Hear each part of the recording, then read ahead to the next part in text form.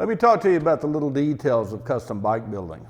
The things that, given just a little extra time and imagination, will make your build stand out from all the rest. And for this example, I'll be detailing ever so slightly where the rear of the frame transitions into the hoop that I made in my previous video. Basically what I'll be doing is taking a block of steel and machining it in here so we get just a little bit of a radius. So I have a flow coming from the frame up into the hoop itself, right in there. Instead of just cutting it off and leaving a square block, that's not good enough for me. I have to do a transition. I have to do a radius into this. So stick with me and I'll show you how I do this.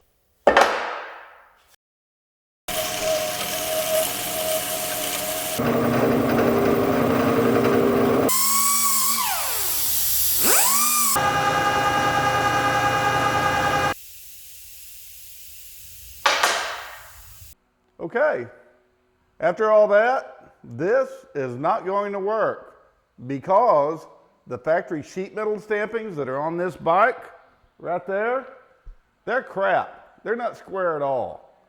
And it wasn't until I put this up there that I noticed that. You see this, how it kind of sets off to one side and it's not parallel really with this? Well, I didn't notice that before, or at least I didn't think it was that bad. Now, we put our little block up there that we made.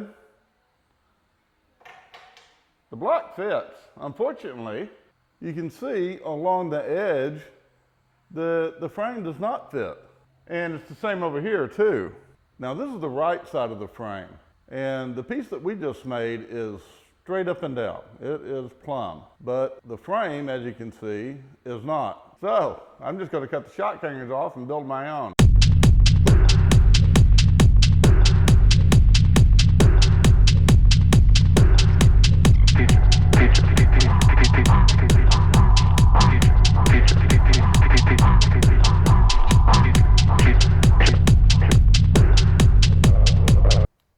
You know, I've got to looking at this since I got the shock support cut away. And I've got an idea, something that I originally wanted to do with the golden ratio number and the distance of where I was going to cut the seat at. And I think I made a statement that I didn't want to get in here because it was too busy or something like that. Well, since all of this is gone now, and I'm having to rebuild it anyway, I'm going to go ahead and cut 3/4 of an inch more off of this seat and move my hoop up to right there. Now, when I do that, this piece, this round disc, will be sitting in here about like that. Now, I don't know if you guys can get a very good picture of this right now, but that way, when I mill this and cut this to fit in here, actually, it will be supporting that hoop. So I want to go ahead and try that and just go for it. Sometimes in bike design, you run into things that just kind of pop up and you have a choice to either go with it or not. And if you go with it, yeah, you can fail, but sometimes you really get something that will surprise you. And in this case, I think it will, for the good.